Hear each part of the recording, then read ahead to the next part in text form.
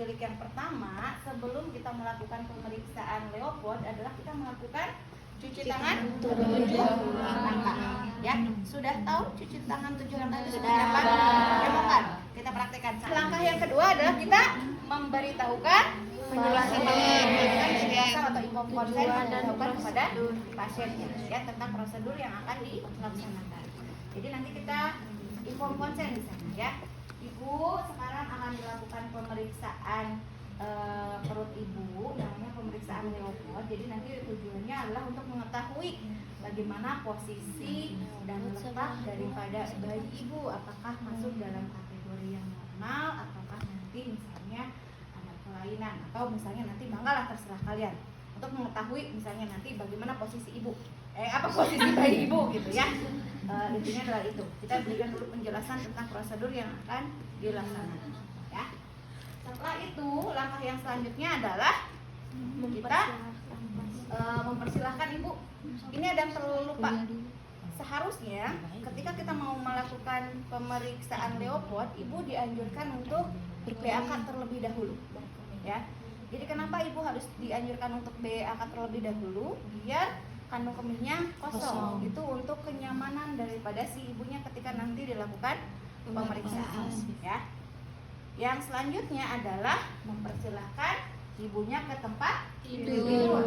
Posisikan ibu dalam posisi terlentang ya, dengan sedikit siku itu dia di tekuk atau posisinya namanya dorsal recumbens ya. Jadi nanti bantu ibu naik ke atas meja pemeriksaan, posisikan dalam posisi terlentang, terus si lututnya agak ditekuk sedikit atau posisinya itu adalah posisi dorsal recumbens ya.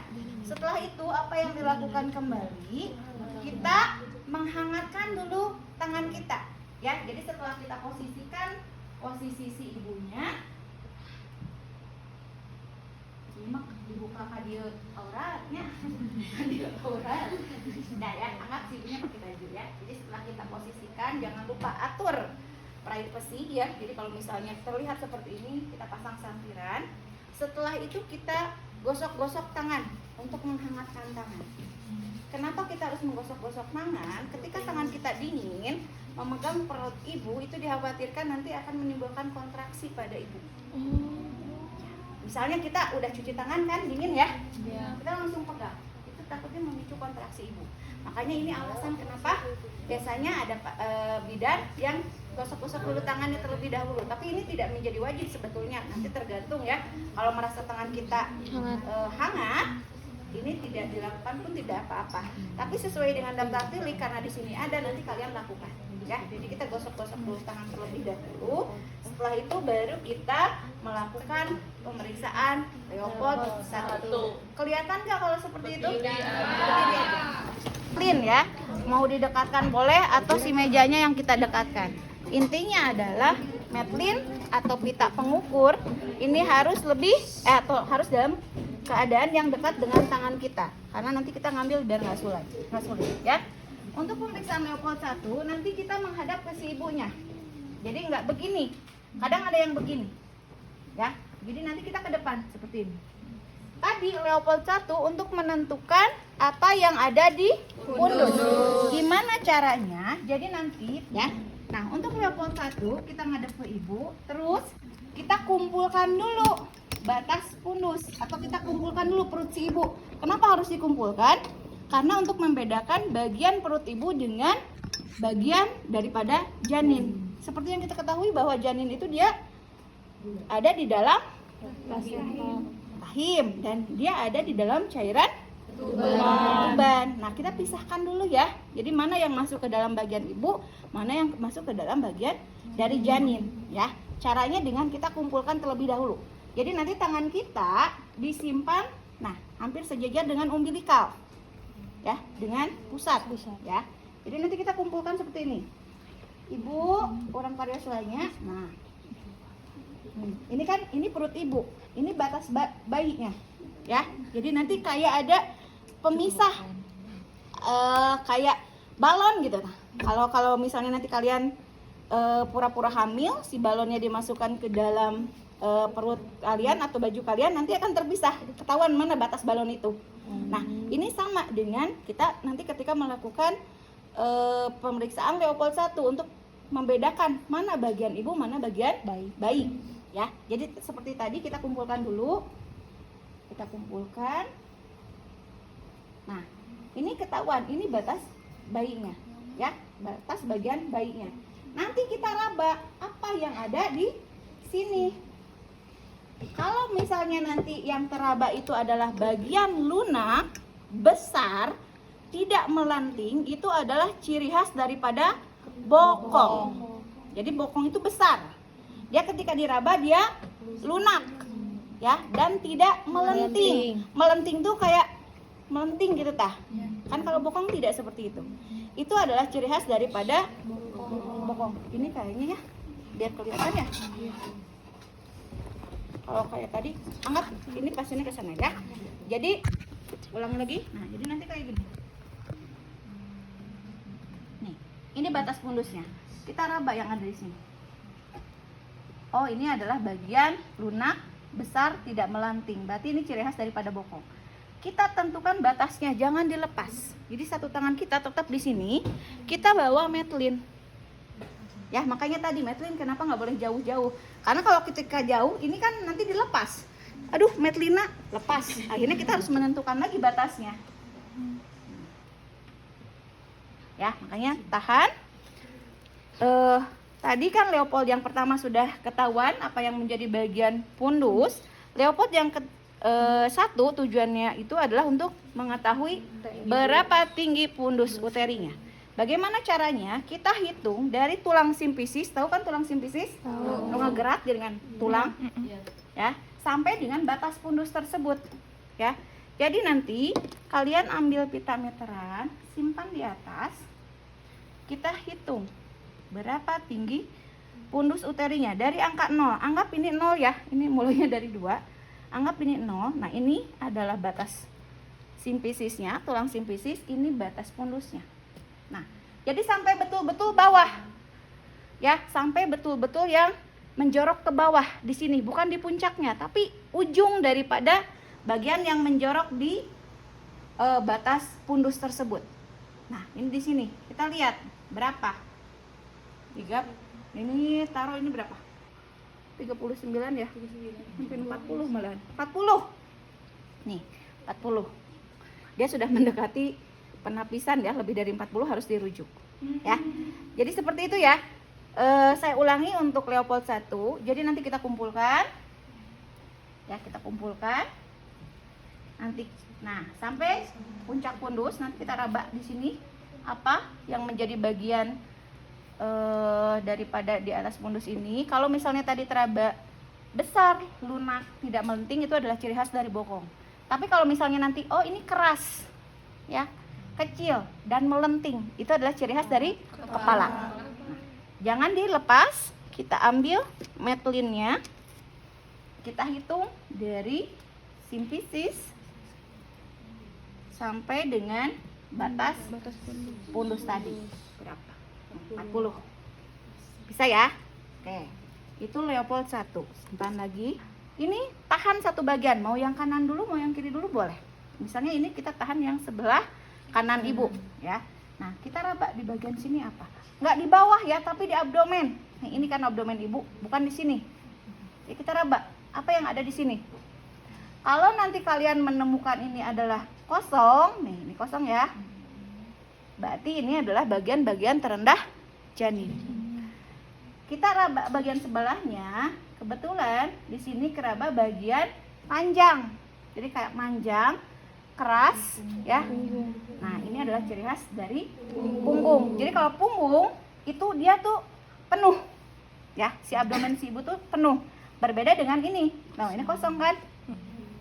Ya, berarti kalau kosong seperti ini adalah bagian-bagian terendah. Mohon maaf, bagian-bagian kecil janin, kayak tangan dan juga kaki. Itu ada di sini. Nah, kalau ini dia penuh, panjang, ini adalah ciri khas daripada punggung. Ya.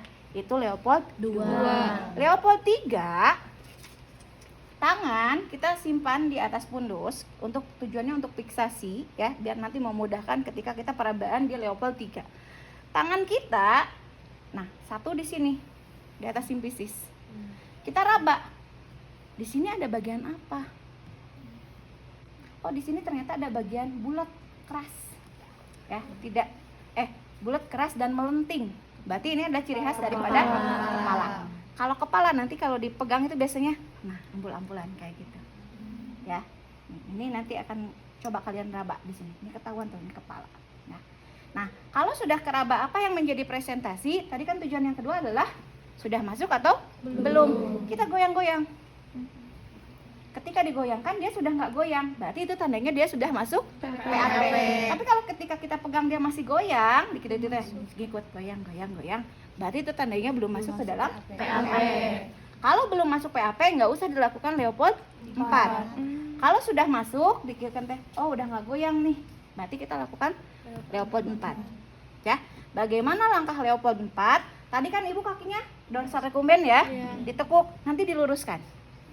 Jadi nanti ibu diluruskan, kakinya ibu sampainya diluruskan, bu lurusin. Nanti yang tadinya kita menghadap ke ibu, kita balik ke sini, menghadapnya ke sana, ya. Kan tadi sudah masuk atau belum? Kita pastikan benar nggak sudah masuk. Gimana caranya? Nanti kedua telapak tangan kita letakkan di atas simpisis, ya. Bagaimana posisinya? Apakah si tangan kanan dan tangan kiri ini bertemu seperti ini? Kalau bertemu seperti ini namanya konvergen. Jadi kalau gini, ini saling mendekati, ya, saling bertemu antara tangan kanan dan tangan kiri, jari-jarinya, ini namanya konvergen. Ini memperlihatkan bahwa si presentasi itu belum masuk ke dalam PAP. Jadi ini belum masuk kalau seperti ini. Kalau misalnya nanti begini, nah ini saling menjauhi, ya. Ini namanya divergen. Kalau divergen itu sudah masuk PAP. Ingetan naon di itu di dalam, berarti sudah masuk. Kalau konvergen itu belum masuk. Jadi kalau ini saling bertemu, ini konvergen, ya. Kalau gini, ini namanya divergen, berarti sudah masuk. Oh iya, tadi kan nggak bisa digoyangkan, ternyata Leopold 4 pun seperti ini, tandanya dia sudah divergen, sudah masuk. Baru lakukan tujuan utama daripada Leopold 4. Apa? Untuk mengukur sejauh mana tadi masuknya presentasi ke dalam PAP. Gimana caranya? Ini adalah simpisis. Nanti di atas simpisis tersebut kita simpan jari kita. Masuknya berapa jari? Misalnya seperti ini. Ini kan simpisis. 2 jari, berarti ini 2/5. Jadi nanti yang namanya sejauh mana, nanti ada istilah perlimaan. Ya, ada 5/5, ada 4/5, 3/5, 2/5, 1/5 sampai 0/5. Kalau 5/5 ini tandanya belum masuk kepala. Ya. 4/5 ada yang mengatakan ini pun belum masuk, ya. Jadi hanya baru nempel si kepala tersebut. 3/5, nah ini hampir bagian kepala itu sudah masuk. 2/5 ini hampir semua kepala sudah masuk, ya, jadi sudah lebih masuk lagi. 1/5 apalagi sudah semakin jauh. Kalau 0/5 kepala sudah kelihatan di sini di pulpa, gitu. Nah nanti yang perlimaan ini untuk mengkonversi dengan pemeriksaan dalam. Kemarin kan sudah belajar pemeriksaan dalam, ya? Sudah. Kan pemeriksaan dalam untuk melihat penurunan presentasi itu sudah sejauh mana kan? Ada atau istilahnya penurunan si kepalanya itu sudah sejauh mana? Ada misalnya Hodge 1, Hodge 2, Hodge 3, Hodge 4. Ada yang plus-plusnya, ya kan? Misalnya Hodge 1 plus, Hodge 2 plus gitu kan. Nah, itu nanti akan berbanding atau akan sama dengan hasil pemeriksaan perlimaan tadi. Jadi kalau misalnya tadi 2/5 itu akan setara dengan berapa? Hodge berapa? 2/5 itu nanti akan setara dengan Hodge 3. Ya, jadi Hodge 3 itu di mana? Spina ischiadica. Jadi ketika nanti tangan kita 2/5 itu bisa membayangkan atau menggambarkan tanpa kita melakukan pemeriksaan dalam bahwa si presentasi tersebut itu sudah sejajar atau setinggi dengan spina ischiadica. Ya. Kalau misalnya 1/5 itu berarti sudah bawah lagi. Berarti itu sudah pertengahan antara spina istiadika dengan koksidis. Atau tadi istilahnya Hodge 3+. Bisa diikuti ya? Jadi kan nggak mungkin yang namanya pemeriksaan dalam itu kan nggak bisa jos lagi nggak bisa kan? Ada batasannya. Harus berapa jam sekali? 4 jam sekali. Ya. Jadi ketika kita misalnya melakukan palpasi abdomen, bubidan, ulas bubidan, kita bisa misalnya selain cek his, nanti cek juga penurunan kepalanya. Oh belum. Nah, kalau misalnya masih segini, ya, atau misalnya masih tinggi, oh ini masih tinggi nih si presentasinya. Ya, jadi itu untuk menyamakan hasil pemeriksaan abdomen dengan tadi untuk atau mengetahui hasil pemeriksaan dalam tanpa kita melakukan pemeriksaan dalam. Bisa dilihat dari perlimaan tadi. Ada konversinya. Nanti kalian cari sendiri, googling konversi perlimaan dan bidang Hodge. Nanti akan ketahuan. Kalau misalnya Hodge 1 itu akan setinggi dengan berapa per 5. Hodge 2 dengan berapa per 5. Nanti ada di sana. Sok mangga nanti kalian searching. Ya. Jadi intinya untuk Leopold 4 adalah dilakukan setelah Leopold 3-nya ketahuan bahwa dia sudah masuk ke dalam PAP, ya. Langkahnya adalah dengan meluruskan kaki si ibu yang tadinya ditekuk, kita menghadap ke arah bokong ibu, ya. Tadi untuk memastikan betul-betul sudah masuk atau belum, kita bisa melakukan pemeriksaan konvergen divergen. Ini nanti ketika ujian melakukan saja, tapi kalau di lapangan tidak dilakukan pun tidak jadi masalah. Ini kan hanya untuk memastikan. Kalau kita yakin tadi, oh udah masuk, nggak usah dilakukan lagi konvergen divergen. Cuman kalau ujian, namanya juga ujian ya, teoritis, boleh dilakukan. Ini divergen, ini konvergen, ya. Terus nanti baru kita lakukan perlimaan. Ini berapa per 5? Apakah 2/5 di atas simpisis ya? Apakah 3/5? Apakah 1/5 atau berapa? Pemeriksaan DJJ, ya. DJJ di mana dilakukan pemeriksaan? Di punggung. Jadi tadi keraba punggungnya sebelah mana? Kebetulan sebelah kanan ibu, berarti puka kan? Nah, nanti kita cari DJJ-nya. Karena ini bagian terbawah itu adalah kepala, berarti mendekati kepala punggung itu kan? Jangan kalian nanti tetap tempatkan si ini tuh monoaural ini atau linek ini di atas pusat, karena akan jauh. Jadi nanti dekati mana kepalanya. Oh, kepala di sini, berarti nanti di sini. Akan berbeda ketika posisinya itu dia sungsang. Kalau sungsang kan kepala di atas, berarti di sini. Bisa diikuti ya. Jadi nanti semakin masuk itu biasanya akan sejajar dengan simpisis. Karena tadi misalnya baru 3/5, tarik di sini. Ya, nanti akan semakin maju. Nah, caranya adalah kita dengarkan ya. Ibu punten kapungkaran. Kedengaran enggak? Kalau belum, kita geser sedikit-sedikit. Kalau sudah kedengaran, kita raba nadi ibu. Samakan si bunyi DJJ tadi dengan nadi ibu. Nah, nanti bunyi DJJ seperti ini. Ini saya setel 120 kali per menit. Normal DJJ berapa? 120 sampai 160. Nah, ini 120. Jadi bunyinya nanti kayak gini. Misalnya nanti ketahuan tuh kedengeran. Kita samain dengan nadinya. Oh, ternyata berbeda. Ya, berarti itu yang namanya DJJ. Kalau ternyata sama dengan nadi ibu, berarti itu bukan DJJ, itu nadi ibu. Ya. Nanti gimana cara pemeriksaannya? Makanya nanti kalian harus bawa jam yang ada detiknya. Hitung 1 menit penuh. Ya, dalam 1 menit penuh itu berapa? Apakah di rentang tadi 120 sampai 160 kali per menit? Kalau misalnya di rentang itu berarti normal. Kalau kurang daripada 120 atau lebih dari 160, berarti itu tandanya ada gawat janin. Ya. Jadi nanti wayahna kalian kieu ya, lebih praktis itu pakai ya, kalau pakai Doppler.